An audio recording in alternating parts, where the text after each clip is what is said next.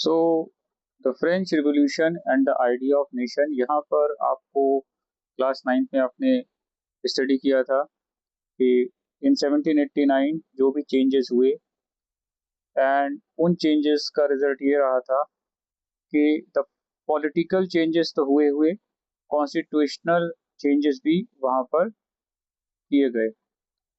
सो बहुत सारे ऐसे पॉइंट्स हैं जो एक तरह से इस पेज में सॉर्ट ऑफ रिवीजन है।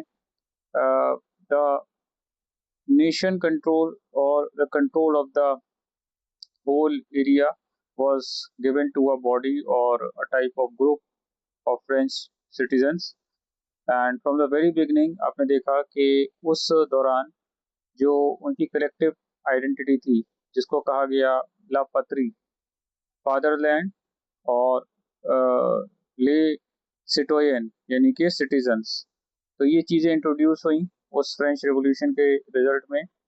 and united community, equal rights and all such things were followed.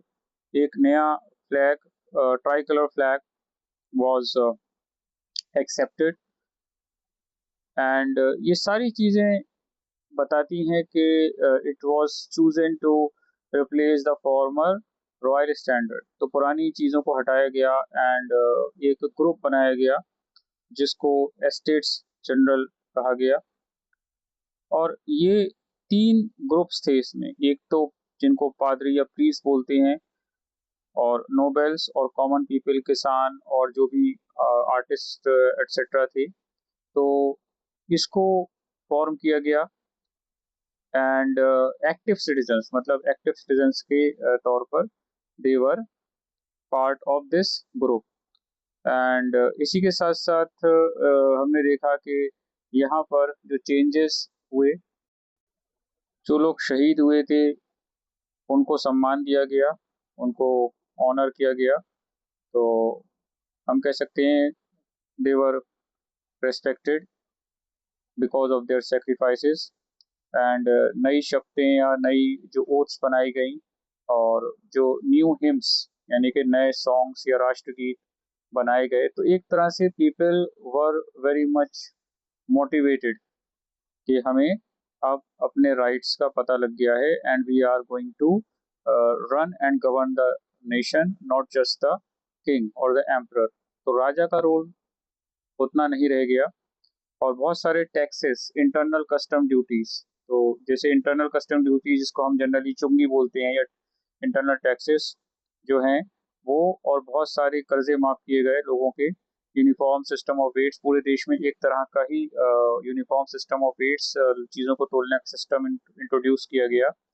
और जो रीजनल डायलेक्ट्स थे, जो बहुत सारी लैंग्वेजेस थी, उनको साइड में करके एक तरह से फ्रेंच को माना गया that it should be the prime language.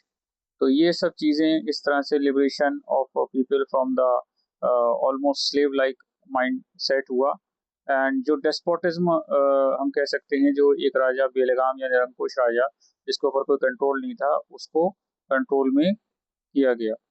तो ये यहाँ पर जो है द फ्रांस, हम कह सकते हैं ये जो एग्जाम्पल रहा और शहरों में फैला यूरोप के।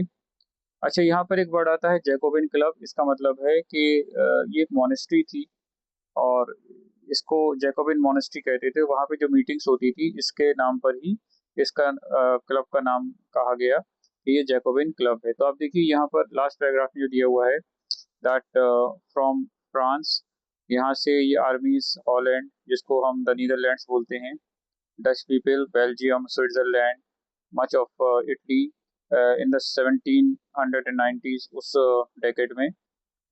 इस तरह से फ्रेंच आर्मीज ने इस carry the idea of nationalism सिर्फ फ्रांस में ही नहीं बल्कि आसपास के जो नेबरिंग कंट्रीज थे वहां पर इसको फैलाया। अब यहाँ पर एक तरह का ये पंचांग जो बनाया गया था, इसको हम कह सकते हैं कि ये बड़ा ही इंटरेस्टिंग एस्पेक्ट है। यहाँ पर 2 स्केचेस उन्होंने बनाए हुए हैं, इमेजेस। तो ये जो है इसको बनाया था अंद्रेयास रेमॉन, जर्मन पंचांग इसको बोलते हैं।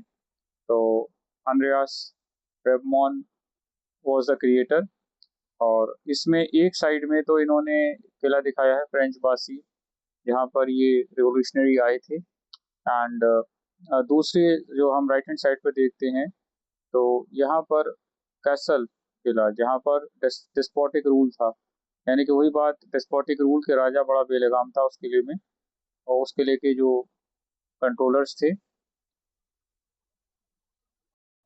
तो इस पंचांग या अल्मनैक में उन्होंने दो किलों की इमेजेस दिखाई थी, जहाँ एक तरफ जो रेवोल्यूशनरीज थे या क्रांतिकारी थे वो घुस रहे थे, और दूसरी तरफ आसपास कोई नहीं है और वहां पर डेस्पोटिक रूल। तो उन्होंने फाइनली ये कहा कि people must seize their own freedom, तो लोगों को अपनी आज़ादी खुद छीननी चाहिए। तो ये सिटी ऑफ माइंस में रहते थे, and he was a member of German Jacobian group, वही क्लब जो जैकोबिन मॉनेस्ट्री में वहाँ पर मीटिंग हुआ करती थी।